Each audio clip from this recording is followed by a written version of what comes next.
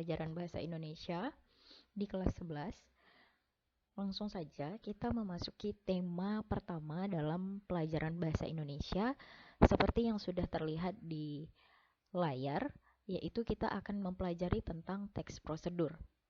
Nah, tentu kalian sudah sangat sering mendengar istilah prosedur atau mendengar kata prosedur. Prosedur itu memiliki makna tahapan atau langkah-langkah. Nah, mengapa sih kita harus mempelajari teks prosedur? Sebenarnya mungkin kalau dipikir-pikir ini tidak terlalu penting. Namun, dalam kehidupan sehari-hari tentu ada sesuatu yang kita perlu mendapatkan informasi untuk melakukan atau melaksanakan sesuatu. Contoh, misalnya kita ingin membuat paspor atau kita akan membuat KTP.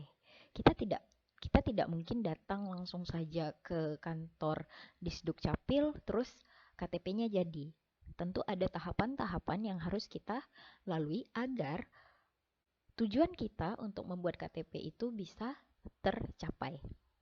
Nah, untuk itulah kita perlu mempelajari tentang teks prosedur atau teks yang berisi tentang tahapan-tahapan. Nah, langsung saja yang pertama kita masuk ke dalam definisi dari teks prosedur.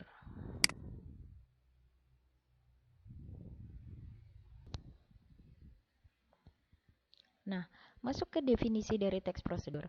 Teks prosedur adalah teks yang memaparkan tentang langkah-langkah mengoperasikan atau membuat sesuatu atau melakukan sesuatu. Seperti yang tadi Ibu sampaikan, misalnya kita perlu langkah-langkah atau tahapan-tahapan membuat KTP, kemudian memasak sesuatu, dan lain-lain. Ya. Lanjut, kita masuk ke ciri teks prosedur. Nah, teks prosedur itu ada ciri atau karakteristik.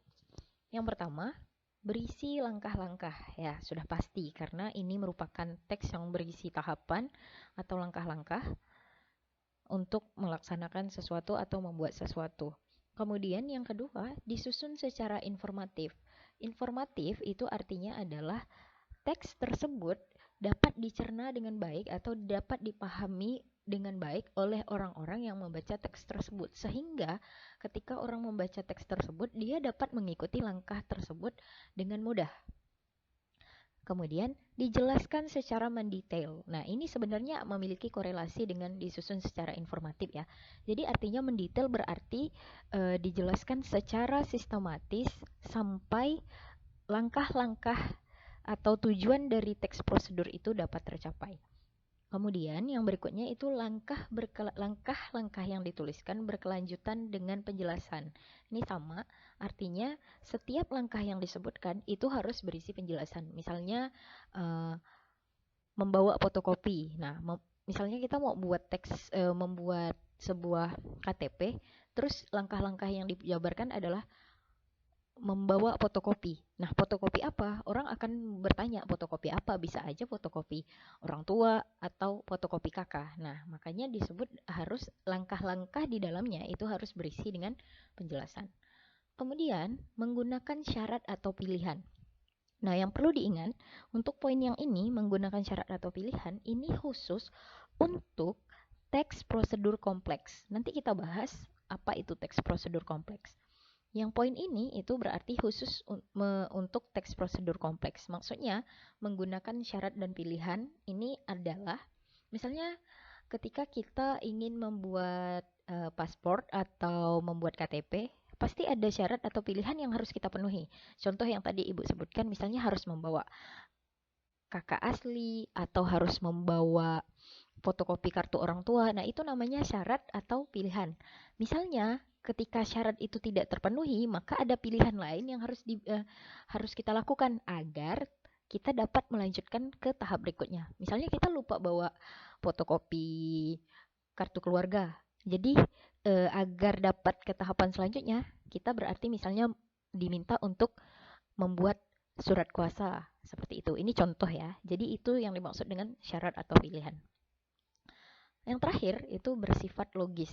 Nah, kalian sudah tahu apa arti logis. Jadi logis itu artinya masuk akal. Jadi setiap langkah yang dijabarkan dalam teks prosedur itu harus bersifat logis dan masuk akal. Artinya dapat diikuti oleh orang yang akan melakukan prosedur tersebut. Oke, kita akan lanjut dari slide berikutnya,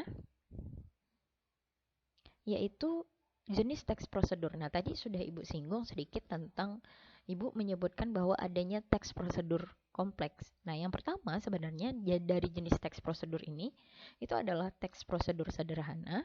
Kemudian yang kedua itu ada teks prosedur kompleks dan yang ketiga teks prosedur protokol. Sebenarnya dari ketiga teks ini tidak ada perbedaan yang begitu signifikan.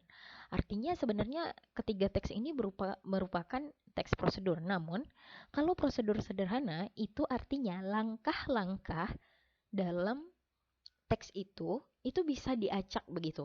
Artinya kita tidak harus melakukan langkah yang pertama untuk bisa melakukan langkah berikutnya. Jadi contoh sederhana adalah cara memasak mie instan. Jadi ada nih orang yang masak mie instan, meletakkan pancinya dulu, terus baru masukin air, kemudian nyalain kompor. Ada juga yang nyalain kompor dulu, kemudian letakin panci baru masukkan air. Jadi langkah-langkahnya itu bisa diacak seperti itu. Nah, itu yang dimaksud dengan teks prosedur sederhana. Jadi di teks prosedur sederhana ini bebas begitu. Intinya tujuannya masak mie instan itu bisa tercapai. Itu contoh dari teks prosedur sederhana. Kemudian kita masuk ke teks prosedur kompleks. Nah, tadi Ibu sudah kasih contoh. Dari teks prosedur kompleks itu tetap adanya syarat dan pilihan. Biasanya adanya syarat dan pilihan.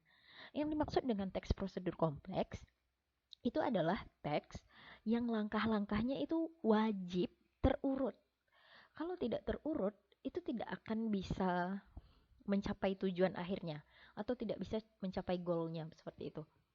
Jadi misalnya kita mau membuat website, nah itu tetap harus ada prosedur yang harus kita lalui. Dan misalnya satu saja langkah yang kita terlupa begitu, biasanya itu kan ada, misalnya kita mau buat web, itu ada kolom yang tiba-tiba merah karena kita belum isi itu. Nah, itu contoh dari teks prosedur kompleks.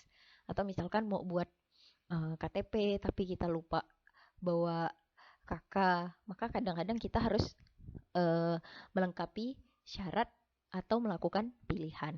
Nah, itu maksud dari teks prosedur kompleks. Yang terakhir itu adalah teks prosedur protokol.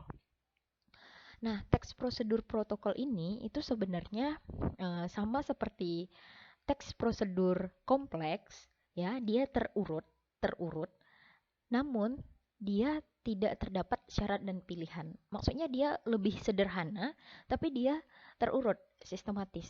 Contoh ketika kita melakukan upacara bendera atau apa begitu, itu kan itu terurut. Nah, itu namanya protokol. Jadi harus dilaksanakan semuanya. Namun kegiatannya itu atau tindakan-tindakannya itu tidak begitu rumit seperti teks prosedur kompleks. Oke, jadi sekian penjelasan dari Ibu tentang teks prosedur kompleks. Jadi nanti kalian boleh bertanya di forum diskusi yang sudah Ibu buat. Oke.